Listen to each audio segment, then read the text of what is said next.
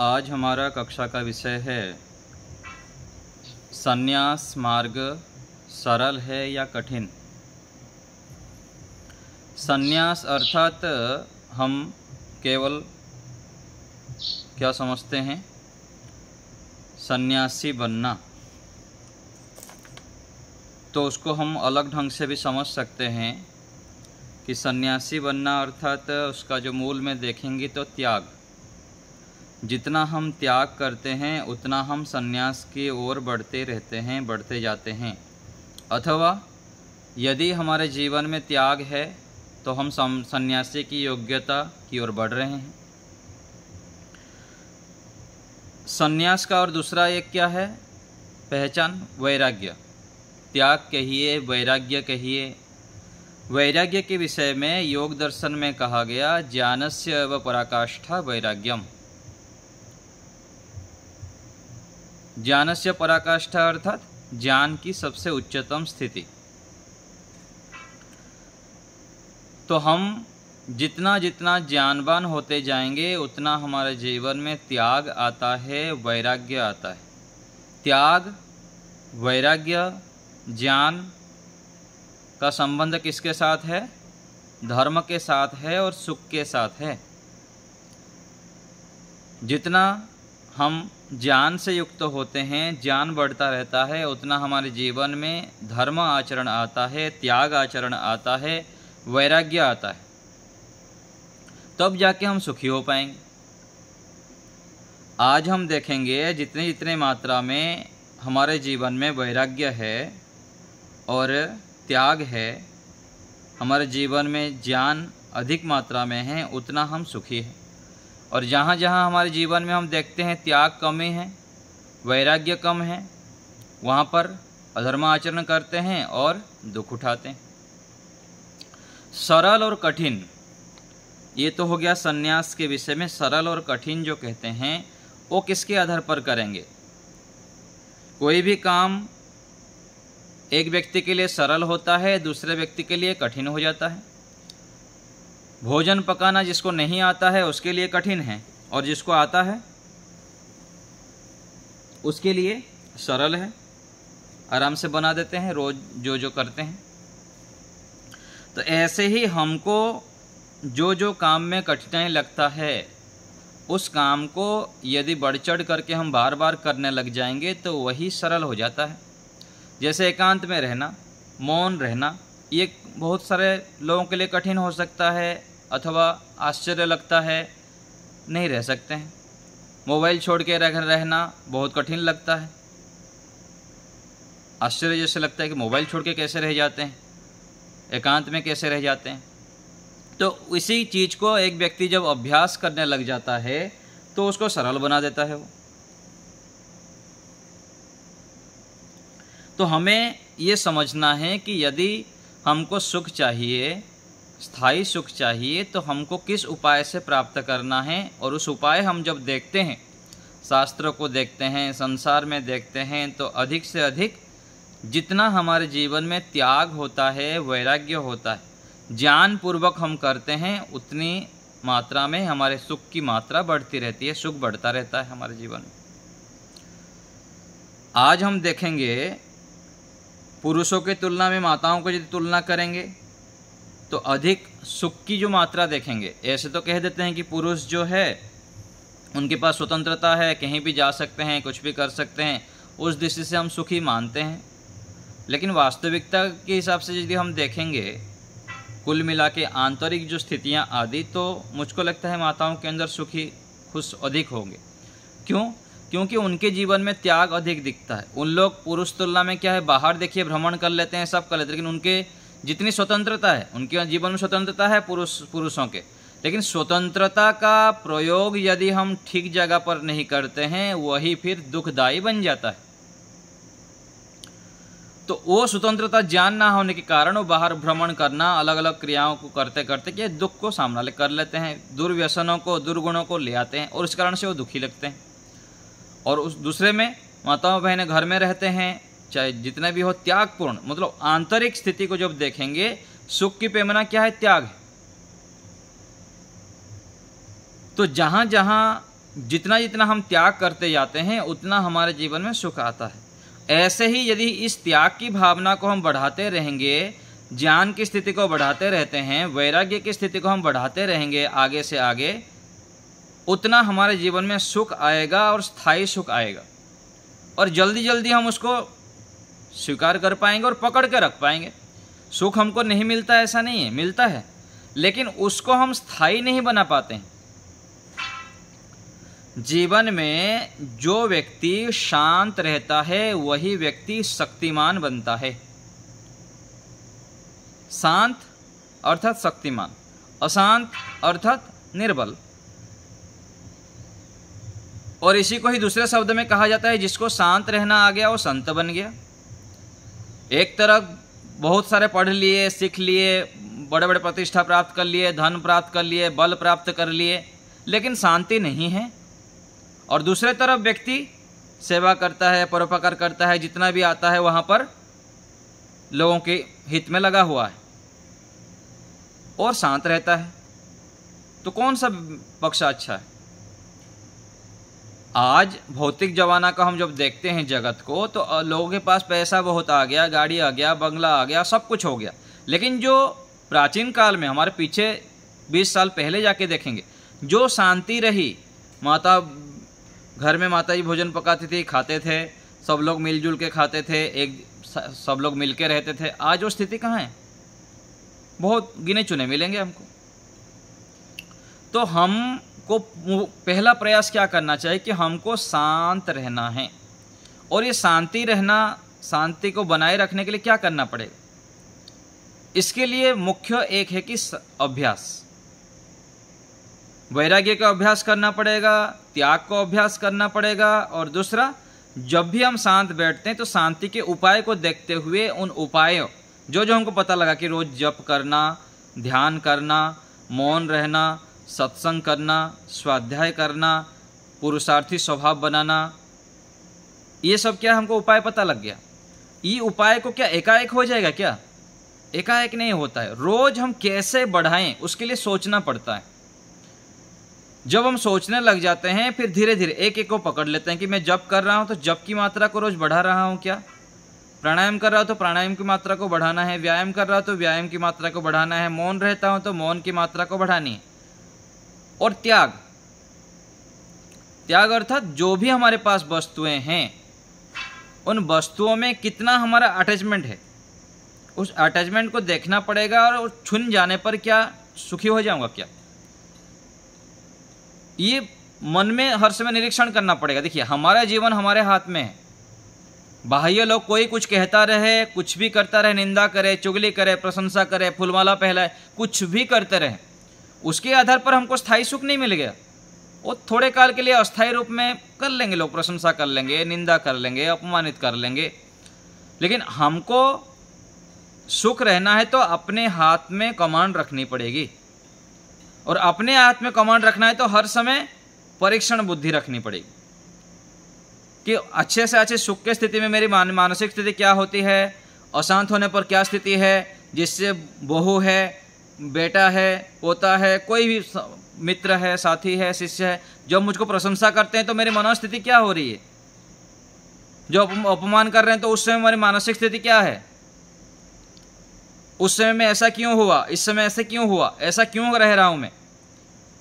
ये जब आप परीक्षण करेंगे बार बार तो आपको पता लगेगा कि हाँ, ये जगह पर ये कमी है इसलिए ऐसा हुआ। मैं इस जगह पर जो प्रशंसा किए तो अपना मान लिया, उस समय मैं फूल गया ऐसे माना, तो वहाँ पर मुझको सुखी हुई, मैं सुखी हो पाया, खुश हुआ, आनंद से युक्त हुआ। और वहाँ पर सोचता हूँ कि मेरे आत्मा का आनंद छीन गया, मुझको अपमानित क्यों कर दिया। इन दोनों से मैं अलग हूँ, इन दोनों से मैं अलग। ऐसे ही भोजन के विषय में भी अच्छे अच्छे आइटम मिलने पर कैसे मैं प्रसन्न होता हूँ, नहीं मिलने पर कैसे होता हूँ। अलग अलग स्थितियों में अपना निरीक्षण करते जाना। और ये निरीक्षण परीक्षण करना ही निधिध्यासन है। निधिध्यासन था निर्णय। आप पढ़े बहुत है, सुने बहुत है, ये निरीक्षण कर रहे हैं, आप परीक्षण कर रहे हैं, इसको पक्ष प्रतिपक्ष उठाकर विचार कर रहे हैं। कब मैं सुखी होता हूँ, कब दुखी होता हूँ, क्यों दुखी हुआ, क्यों सुखी हुआ। और ऐसे करते करते करते करते हमारा ज्ञान जो है स्थिर होता है। ज्ञान स्थिर होगा, जो मेहनत करेगा होगा। पढ़े बहुत है, सुने बहुत है, अलग अलग प्रकार से व्यवहार भी हम करते हैं, बार बार करते हैं, ठीक है कर रहे हैं, लेकिन जो कर रहे हैं वहां पर हम फोकस नहीं कर रहे हैं, बस इतना।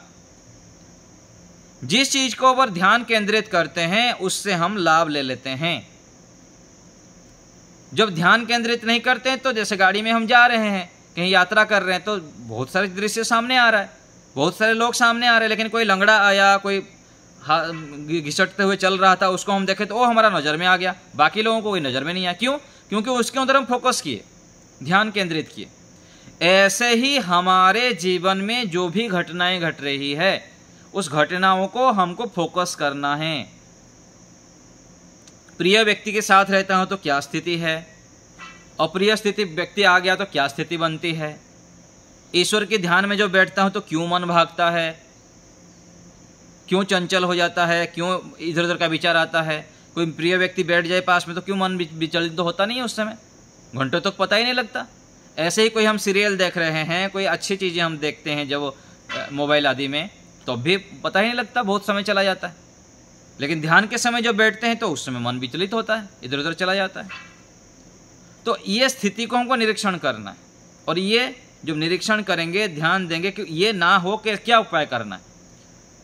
उपाय जब सोचेंगे कि मन ध्यान में, एक दिन में बैठ गया ध्यान में 15 मिनट आधा घंटा तक, बढ़िया, ईश्वर में मन लगा, मन की स्थिति अच्छी रही, लेकिन वो स्थिति आज तक बन नहीं रहा है, तो कारण क्या है? ऐसे अब जो विचार करेंगे तो फिर क्या होगा, हमारा ज्ञान का स्तर बढ़ता रहेगा और वैराग्य का स्तर भी धीरे धीरे बढ़ेगा, ऐसे ही त्याग भी बढ़ेगा जीवन में। तो मुख्य हमको समझना पड़ेगा कि संन्यास अर्थात सुख, त्याग अर्थात सुख, वैराग्य अर्थात सुख। अभी हम क्या मान के चलते हैं?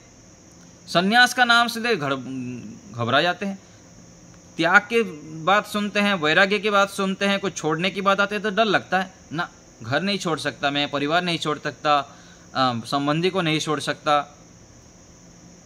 ऐसे सोचते हैं। लेकिन वास्तविकता जब आपको समझ में आ जाएगा ना, छोड़ने से ही सुख है, और जब तक नहीं छोड़ेंगे तब तक जीवन सार्थक नहीं होगा। ये जो हम बार बार विचार करके अपने मन में बिठा देंगे ना, और धीरे धीरे अभ्यास करेंगे, तब देखिए फिर उसमें ही आनंद आने लगेगा, फिर वही सरल हो जाएगा। आज जिस चीज को हम कठिन मान के चल रहे हैं, बेटा को नहीं छोड़ पा रहे हैं, परिवार को नहीं छोड़ पा रहे हैं, क्यों नहीं छोड़ पा रहे? वानप्रस्थ आज नहीं लेते हैं हम, अथवा एकांत में जाके कहीं रहना नहीं चाहते हैं, क्यों? क्योंकि कहीं ना कहीं डर लगता है, अथवा उसमें जो सुख है हमको समझ में नहीं आता है। ये सुख हमको समझ में नहीं आया, क्योंकि यदि समझ में आ जाएगा तो हम उसके एक्शन करेंगे पक्का, ये स्वाभाविक है। यदि हमको किसमें सुख समझ में आ गया कि इसमें सुख मिलता है तो हम उसकी ओर बढ़ते हैं, पक्का बढ़ते हैं। जैसे भोजन के विषय में देखिए, बहुत दिनों से मेरा अभ्यास था कि चावल के बिना, रोटी के बिना हम रह नहीं पाएंगे। ऐसा लगता था कि रह नहीं सकता, बहुत प्रयास करते थे, छूट नहीं रह पाते थे। लेकिन अभी अभ्यास कर दिया कि भाई अंकुरित खा लूंगा, ड्राई फ्रूट्स कुछ भिगा के थोड़ा खा लूंगा, अथवा कुछ खा लूंगा तो मैं रह सकता हूँ, फल खा लूंगा तो रह सकता हूँ। लेकिन सालों तक ये बात हमको हजम ही नहीं होता था बुद्धि में कि ये हो सकता है क्या। थोड़ा सा अभ्यास करते थे, फिर दौड़ दौड़ के वही दाल के पास, वही चावल के पास, वही रोटी के पास। दाल चावल जब तक रोटी पेट में नहीं जाता था ना, गले से उतरता नहीं था, तब तक लगता नहीं था कि मैं कुछ खाया, अथवा पता नहीं पूरा अधूरापन लगता था। लेकिन धीरे धीरे धीरे धीरे सुनते हुए, विचार करते हुए, फिर अभ्यास करते हुए सरल हो गया। जो कि असंभव लगता था सालों तक ये असंभव लगता था। ऐसे ही मौन रहने के विषय में दे लीजिए, मोबाइल को दूर रखने के विषय में देखिए, सोशल मीडिया से दूर रहने के विषय में देखिए, लगता है पहले असंभव, लेकिन जब हम धीरे धीरे शांत होते हैं, ईश्वर के सानिध्य में जाते हैं, ईश्वर से प्रार्थना करते हैं, और पहले जैसे आपको मैं बार बार बताता हूं, माइंडसेट, जैसे हम मन में बीज गाड़ते हैं ना, वो बीज फिर मल्टीप्लाई होता है। ये बीज गाड़ना कब होता है? जब हम शांत रहते हैं, बार बार सत्संग करते हैं, उसी फ्रीक्वेंसी में रहते हैं, ऐसे व्यक्तियों को सुनते रहते हैं, बार बार पढ़ते रहते हैं, तो हमारे मन में वो जो बीज है अंकुरित होने लगता है, फिर वृक्ष होने लग जाता है। और जो काम हमको असंभव लगता था, कठिन लगता था और नहीं कर पाऊंगा लगता था, वो काम फिर हम करने लग जाते हैं। और यही करने के लिए हमारा जीवन मिला है, मनुष्य जीवन। यदि ये नहीं करेंगे तो अगले जीवन में करना पड़ेगा, 10 जन्मों के बाद भी करना पड़ेगा। करना तो पड़ेगा पड़ेगा पड़ेगा। जितना जल्दी कर लेंगे उतना अच्छा। बुद्धिमान तो वही है ना। बुद्धिमान बुद्धिमती कौन है? जो मुख्य कार्य है उसको पहले करे। माताएं बहनें घर सुबह उठ के क्या करते हैं? ठीक है, अपना व्यायाम प्राणायाम उपासना को गौण मान लेते हैं, लेकिन मुख्य कार्य उनको लगता है घर उठने के बाद में भाई घर को शुद्धि करना है, बच्चों की कपड़ा शुद्धि करनी है और भोजन बनाना है। उनके दिमाग में सेट है कि ये मुख्य कार्य। अपना को गौण कम मान लेते हैं, चलो ठीक है मैं नहीं करूंगा चलो, लेकिन ये काम उनको पूरा दिखता है कि भाई घर में हमारा को आ जाएगा तो क्या होगा, ये उठ के मुझको करना है। ये जब सेट हो गया दिमाग में तो वो क्या स्वाभाविक हो गया उनका, क्यों करना है। और जब फिर समझ में आ जाता है धीरे धीरे करके कि नहीं घर का काम तो होगा ही, लेकिन उससे पहले उठ के मेरा अपना काम मुझको करना है। जो समझ में आ गया फिर उठ के तुरंत व्यायाम कर लेते हैं, प्राणायाम कर लेते हैं, कुछ ध्यान थोड़ा बहुत कर लेते हैं, जितना भी करते हैं। तो जैसे जैसे हमको अच्छी चीज समझ में आता है कि इससे सुख मिलता है तो वो काम हम करने लगते हैं और उस काम में हम करते करते करते फिर सरलता हो जाती है। तो ऐसे ही हमको आध्यात्म मार्ग के विषय में, ईश्वर के ध्यान के विषय में, वैराग्य के विषय में, संन्यास के विषय में भी सोचना चाहिए। ब्रह्मचर्य आश्रम, गृहस्थ आश्रम, वानप्रस्थ आश्रम और संन्यास आश्रम, ये किसने विधान किया है? कोई ऐसे सामान्य रूप से विधान नहीं हो गया, ये ऋषियों ने विधान किए हैं, ईश्वर ने विधान किए हैं वेदों में कि आपको ऐसे ऐसे करके चलना है। चाहे इसी जीवन में चलो या कभी भी चलो, चलना पड़ेगा। आपको संन्यास लेना ही पड़ेगा, आपको वैराग्य उत्पन्न करना ही पड़ेगा, आपको समाधि लगानी ही पड़ेगी, तब जाके जन्म मरण के चक्कर से छूट सकते हैं। और जो हम आत्माओं की मुख्य प्रयोजन हैं उसको हम सार्थक कर सकते हैं। ये हमको मन में बिठाना है। बिठाने से क्या लाभ होगा? ये बीज डाल दिए, बीज डालेंगे तो चाहे इसी जीवन में भी हो अगले जीवन में अंकुरित होगा। मान लीजिए आपकी स्थिति नहीं है, घर में रह के भी तो आप कर सकते हैं और घर से भी धीरे धीरे फिर बाहर निकलने का भी प्रयास करना चाहिए। क्यों नहीं? आप असंभव कुछ भी नहीं। एक माताजी आई थी हरियाणा से, हमारे अनुपमा बहन जी भी आ गई थी देहरादून से, जबकि कभी वो बाहर निकली ही नहीं थी। बाहर नहीं निकलने से क्या होगा? आप ईश्वर साथी बनते हैं, इतना आत्मबल आ जाएगा कि कोई समस्या नहीं होती है। आप पहले इच्छा करके देखें, इच्छा करके देखेंगे तो धीरे धीरे 6 महीने बाद हो, 1 साल बाद हो, 1 बार 2 बार 3 बार आने के बाद फिर रास्ता खुल जाता है। शिविरों में जाने का, आश्रम में जाके रहने का धीरे धीरे अभ्यास हो जाता है। और इस अभ्यास से क्या होता है? आपके अंदर इतना आत्मबल आएगा कि जो आज विरोध कर रहे हैं, जो आपको आज रोक रहे हैं, वो व्यक्ति आगे चलकर आपके कार्य में सहयोगी बनेंगे। तो पहले होता है माइंडसेट, हमारी मानसिकता बनाना पड़ेगा कि ये काम असंभव नहीं है, कठिन नहीं है। घर छोड़ना, एकांत में रहना, मौन करना, मोबाइल छोड़ना, ध्यान लगाना, ये कोई भी कठिन कार्य नहीं। कठिन मान लेंगे तो कठिन हो जाता है, लेकिन कठिन तो है, लेकिन मैं उसको सरल बनाऊंगा। यदि हम ऐसे सोच लेते हैं तो वही कार्य फिर धीरे धीरे करके सरल हो जाता है। तो ऐसे ही संन्यास जो है कठिन नहीं है। देखिए, संन्यास बनना और हम उस मार्ग पर बढ़ने का कुछ पहचान होता है। पहचान अर्थात हमारे अंदर कुछ ऐसी प्रवृत्तियां आएगी जिससे हमको पता लगेगा कि हम त्याग की ओर बढ़ रहे हैं, वैराग्य की ओर बढ़ रहे हैं, आध्यात्म मार्ग पर बढ़ रहे हैं, ईश्वर की ओर बढ़ रहे हैं। उसके लिए कुछ सिग्नल होता है ना, अर्थात पहचान, निशानी। पहला काम एक है कि व्यक्ति जो भी स्थितियां आ जाए उसमें शांत रहता है, स्वीकार करने लग जाता है। पहले तो बहुत शिकायत करता है, पहले ऐसा क्यों नहीं हुआ, ऐसा क्यों नहीं हुआ, ऐसा क्यों करते हो, उसी के कारण फिर अशांत रहता है। और जितना इतना व्यक्ति ध्यान करता जाएगा, शांत होता जाएगा, ईश्वरीय गुणों को धारण करेगा, वो व्यक्ति फिर स्वीकार करने लग जाता है प्रत्येक परिस्थिति को। ये पहला निशानी। और देखिए जितना इतना अनुभव बढ़ता जाता है, माता बहनें हैं जो वृद्ध लोग होते हैं, जितना इतना वृद्ध होते जाते हैं, बड़े होते जाते हैं, उतना उतना शांत हो जाते हैं, स्वीकार करने लग जाते हैं, क्योंकि उनको पता है कि इसके बाद ये होने वाला है, इसके बाद ये होने वाला है, मैं इसमें फिर ज़्यादा मस्तिष्क लगाने लगूंगा अथवा उसमें टांग अड़ाऊंगा तो कोई लाभ होने वाला तो है नहीं, इसलिए वो शांत रह जाते हैं। और सामान्य स्थिति में व्यक्ति घबरा जाता है, पूरा अशांत हो जाता है। तो ऐसे ही जितना हम शांत होंगे, पवित्र होंगे, स्थिर होंगे, वैराग्य से युक्त होंगे, ईश्वर की ओर बढ़ेंगे, ध्यान आदि करेंगे, तो हम प्रत्येक परिस्थिति को स्वीकार करने लग जाएंगे।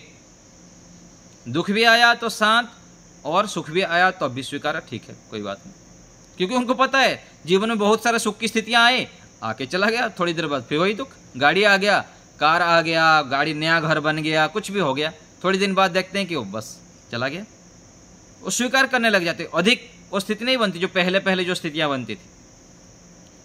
तो ये पहला निशान है कि हम स्वीकार करने लग जाते हैं, शांत रहने लग जाते हैं। दूसरा स्थिति यह है कि वो व्यक्ति हर समय आंतरिक रूप में खुश रहने लगता है, प्रसन्न रहने लग जाता है। ये स्थितियां होगी। जो खाली खालीपन लगता था ना पहले, वो खालीपन नहीं रहता है। ये ज्ञान की पहचान है, धर्माचरण की पहचान है और ईश्वरीय गुणों की पहचान है कि हम धीरे धीरे करके खुश रहने लग जाते हैं, आनंदित रहने लग जाते हैं, शांत रहने लग जाते हैं। तीसरा एक पहचान है कि व्यक्ति माफ करने लग जाता है। सामान्य स्थिति में व्यक्ति क्या करता है, उसी बात को लेके पूरा क्या वो कहते हैं पकड़ के रखना, क्यों किए तुमने ऐसा, ऐसा क्यों किए, ऐसे करके उनके साथ पूरा मतलब क्या करेंगे, उसी चीज को पूरा बहुत दिनों तो खींचते रहेंगे, राग में, द्वेष में, ऐसे करके उसी बात को पकड़ के रखते हैं। लेकिन धीरे धीरे व्यक्ति जब ज्ञान की ओर बढ़ता है, आध्यात्मिक मार्ग की ओर बढ़ता है, तो वह माफ करना सीख लेता है। ये ईश्वरीय गुण है। चलो ठीक है, ईश्वर माफ नहीं करते, लेकिन हमारे लिए तो निर्देश ना कि हमको माफ करना है। बात समझ में आया कि क्या कहा मैं? ईश्वर के डिक्शनरी में माफी शब्द नहीं है। ईश्वर कभी भी माफ नहीं करते हैं। ठीक है, आप धर्माचरण जब अच्छे करते हैं, अच्छे अच्छे कार्य करेंगे तो अभिदंड नहीं मिलेगा, लेकिन जो आप पाप कर्म किए हैं, गलत काम किए हैं, उसका दंड तो मिलेगा, चाहे लेट में भी मिले, मिलेगा, पक्का मिलेगा। ये ईश्वर का संविधान है। लेकिन मनुष्य के लिए कहा गया कि तुमको निरभिमानी होने के लिए, तुम्हारे अंदर विनम्रता लाने के लिए, तुम्हारे गुणों को विकसित करने के लिए तुमको माफ करना है। ये मनुष्य के लिए बताया गया, क्योंकि तुम जितना माफ करोगे उतने तुम्हारे गुण बढ़ेगा, तुम्हारे अंदर सहन शक्ति बढ़ेगी।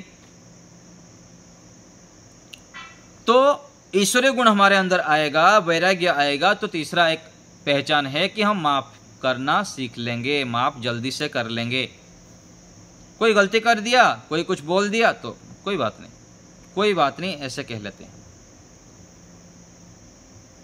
और चौथा है कृतज्ञता। कृतज्ञता गुण, ये बहुत महत्वपूर्ण गुण है। ये इसके कारण से, इसको ना समझने के कारण से बहुत सारी समस्याएं हैं।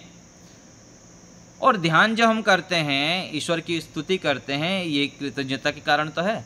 कृतज्ञता अर्थात किए हुए उपकारों को स्वीकार करना। पति है, पत्नी है, मित्र है, गुरु है, कोई भी जो हमारे संबंध के दायरे में आते हैं, जिनसे हम संबंध करते हैं, जिनसे हम लाभ उठाते हैं, उनको उनके जो किए हुए उपकारों को बताना, स्वीकार करना, उनको धन्यवाद करना, ये क्या है? कृतज्ञता है। और जितना इतना हमारे अंदर ईश्वरीय गुण आते रहेंगे ना, ये कृतज्ञता गुण हमारे अंदर बढ़ते रहेगा, बढ़ता जाएगा, बढ़ता जाएगा। इसी और कृतज्ञता समझ में आ गया तो कि मान लीजिए कोई गलती कर दिया, कोई हमारे प्रति अन्याय आचरण कर लिया, तो कोई बात नहीं, इनसे बहुत सारे लाभ भी तो हुआ है हमको। लाभ भूल जाते हैं तब तो फिर समस्या हो रही है। पति पत्नी को करता है, पत्नी पति को करते हैं, बेटे माँ को करता है, माँ बेटे को करते हैं, बहू सास को करते हैं, सास बहू को क्यों? क्योंकि वहां पर जो उनके उपकार है ना, वो समझ में नहीं आता। यदि सास समझने लग जाए कि मेरे बहू बहुत अच्छे हैं, उसके कारण कितना अच्छा है, यदि और कोई दूसरा ऐसे आ जाता तो कितना हानि होती, कितने सारे गुण हैं, बहुत सारे चीज़ ध्यान रखती है ये, यदि सास ऐसे याद रखेगा तो फिर बहू के 2-4 गलती हो गया तो क्या उसमें वो दुखी होंगे? क्या नहीं होंगे। ऐसे ही यदि सास के, ससुर के, पति के, मित्र के, सबके गुणों को यदि वो याद रखेगा, कृतज्ञ होगा, तो वो फिर दुखी नहीं होगा।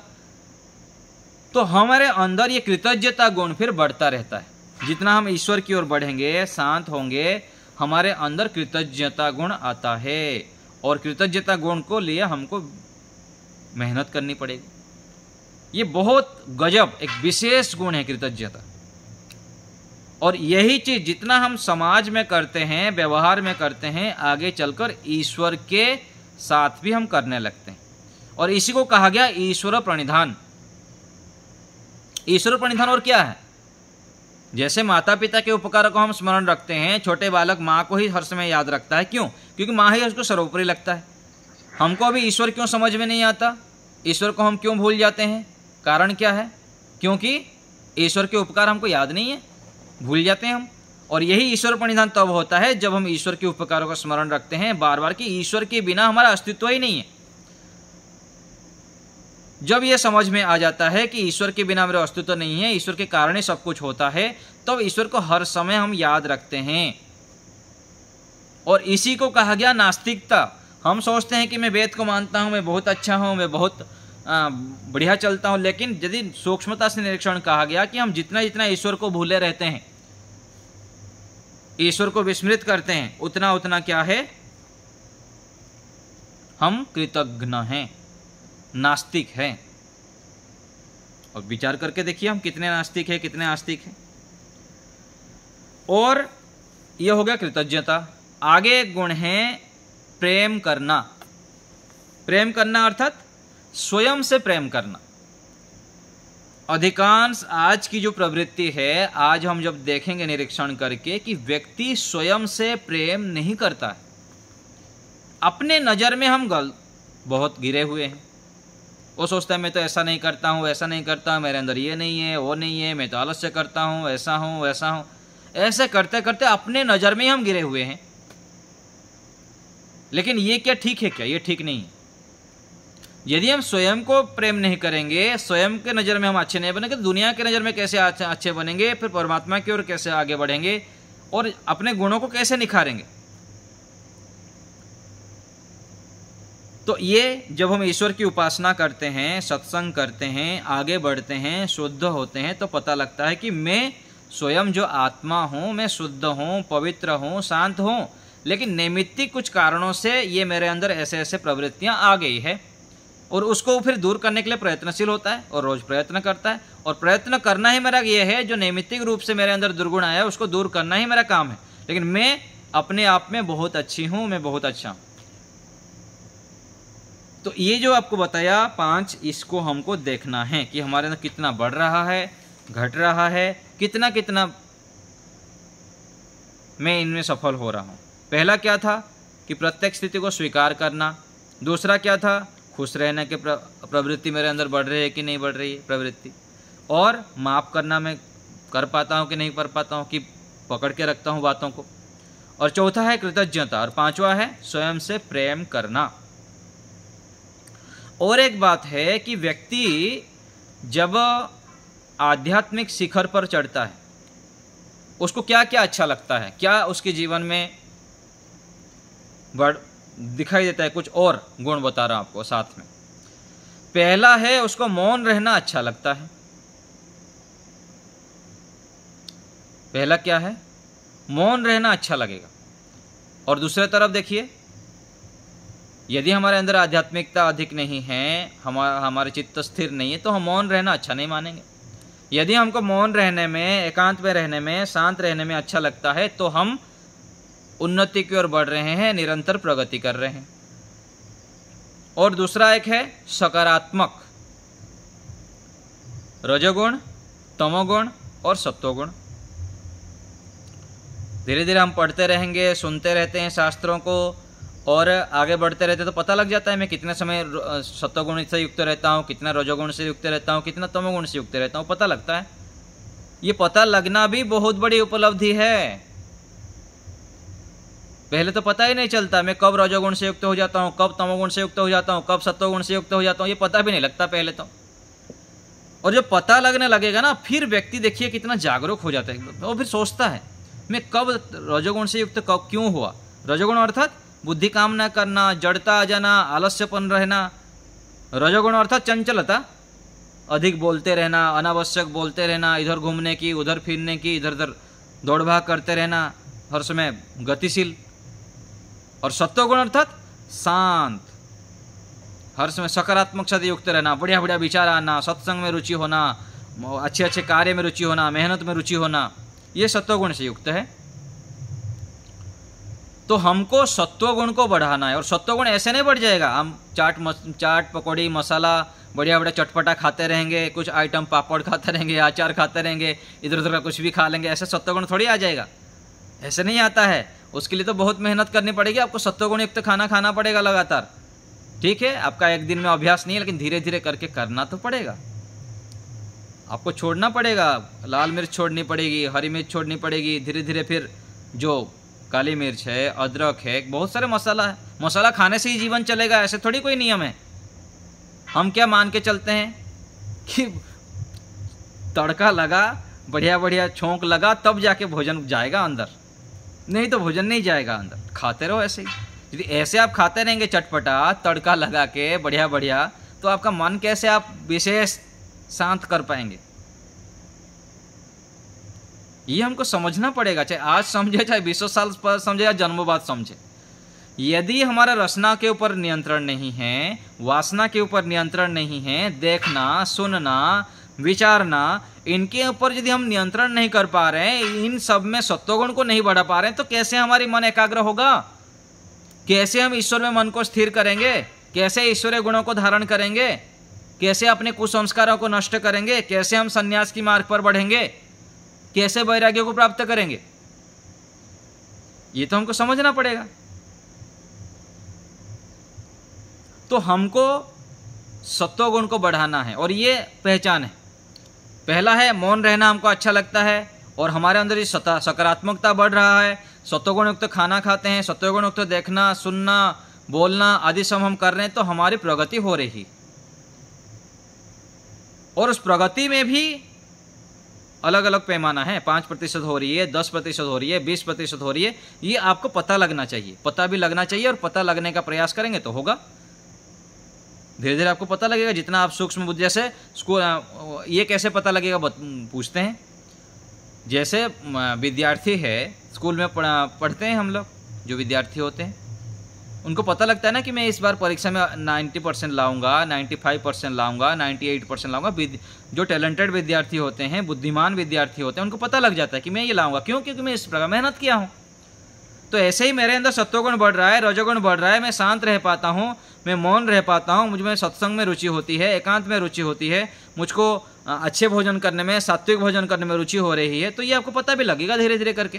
जितना हम आगे बढ़ते रहेंगे, यज्ञ करेंगे, ध्यान करेंगे, सत्संग करेंगे, जप आदि करेंगे, तो ये निशाना है कि हमको सकारात्मक चीज अच्छा लगने लगता है,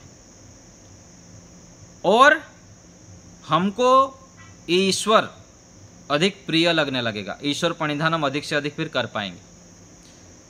यदि ईश्वर प्रणिधान कम हो रहा है तो हमारी न्यूनता है। जितना इतना हम ईश्वर प्रणिधान अधिक से अधिक कर पाएंगे, चलते फिरते उठते बैठते यदि ईश्वर से जुड़ पाते हैं, तो हमारी बहुत उन्नति हो रही, और हम अपने जीवन को सफल बना पा रहे हैं। और इसका अभ्यास करें। और अभ्यास कब होगा? पीछे आपको संकेत किया था, आँख को बंद रखें। जैसे आप अभी कक्षा में सुन रहे हैं, तो आँख खुला रखना क्या जरूरत है? यदि लिख रहे हैं तो ठीक है। ऐसे ही कहीं पर सत्संग सुन रहे हैं, कहीं पर एकांत में बैठे हैं, कहीं कुछ कार्य कर रहे हैं, तो वहां पर आँख बंद रखिए। जहां पर आवश्यकता है वहां पर आँख खोले, नहीं तो अधिकांश आँख बंद रखें। जहां जहां करने से चल जाता है, तो आँख जितना हम बंद रखेंगे उतना क्या होगा, हम ईश्वर को स्मरण रख पाएंगे। तो ये एक हो गया। और और एक पहचान है कि हम आध्यात्मिक उन्नति कर रहे हैं, वैराग्य की ओर बढ़ रहे हैं, कि हमारा जो स्वप्न है वह भी सात्विक होना चाहिए। हो रहा होगा, हो रहा है, तो हमारी उन्नति हो रही। रात को स्वप्न सोते हैं, डरावनी स्वप्न नहीं आ रहा है, नकारात्मक स्वप्न नहीं आ रहा है, इधर उधर का नहीं आ रहा है। यदि हम उसमें जो सत्संग सुने हुए हैं, जो पढ़ाई लिखाई किए हैं, उसका याद आ रहा है, अच्छे अच्छे स्वप्न आ रहा है, तो हम उन्नति कर रहे हैं, हम लाभ में हैं। तो ये सब पहचान है, इन सबको हमको निरीक्षण करते रहना है और जहाँ जहाँ कमी है उसको देखते रहना है।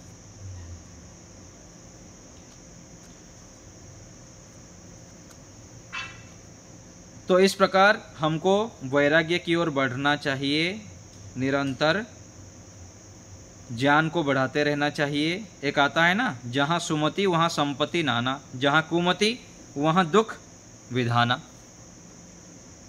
सुमति को बढ़ाते रहना चाहिए। सोमति कैसे बढ़ेगा उसके लिए देखना चाहिए। सुमति हमारे अंदर बढ़ रहा है कि नहीं बढ़ रहा है, उसकी पहचान इन आचरणों से हमको करना पड़ेगा, और यह हमको स्वयं को ही करना पड़ेगा। कोई दूसरा हमको इस प्रकार से नहीं दे पाएंगे, हमको स्वयं को ही ऐसे निरीक्षण करते रहना चाहिए। तो इस प्रकार कुछ बातें आपको बताया कि हमको संन्यास की ओर बढ़ना चाहिए, वैराग्य की ओर बढ़ना चाहिए। और वैराग्य त्याग का पैमाना क्या है? ज्ञान। यदि हमारे अंदर ज्ञान बढ़ रहा है निरंतर, तो हम वैराग्य की ओर बढ़ रहे हैं, त्याग की ओर बढ़ रहे हैं, और बढ़ना चाहिए। और कठिन है या सरल है, तो उसके लिए बात आगे कि जितना इतना हम इसका अभ्यास करते रहेंगे तो वही सरल हो जाता है। और यदि हम मन में बिठा ले कि ये तो बहुत हमारे वश का नहीं है, ये तो दूसरे का है, तो फिर कई जन्मों के बाद भी करना पड़ेगा हमको। तो अभी क्यों नहीं कर ले? आज ही मौन रहने का अभ्यास क्यों ना करें? आज ही ध्यान का अभ्यास क्यों ना करें? आज ही जप का अभ्यास क्यों ना करें? आज ही एकांत में रहने का अभ्यास क्यों शुरू ना कर दें? धीरे धीरे जितने भी साधनों में, व्यक्तियों में, वस्तुओं में, स्थान में जहाँ जहाँ आसक्ति लग रहा है, तो उसको धीरे धीरे क्यों मन से हटाने का प्रयास ना करें आज ही? क्योंकि यही करने के लिए जीवन मिला है। जितना जल्दी कर लें, जितना शीघ्रता से कर लें, उतना अच्छा है। तो हमें ऐसे करते हुए जीवन को आगे बढ़ाना है, क्योंकि इसी से ही हमारा जीवन सफल होगा। तो हमको इस प्रकार निधिध्यासन करते हुए, निर्णय करते हुए अपने जीवन को श्रेष्ठता की ओर ले जाना चाहिए। तो आज कक्षा को यहीं रखते हैं, विराम देते हैं। एक बार ओम का उच्चारण कर लेते हैं। ओ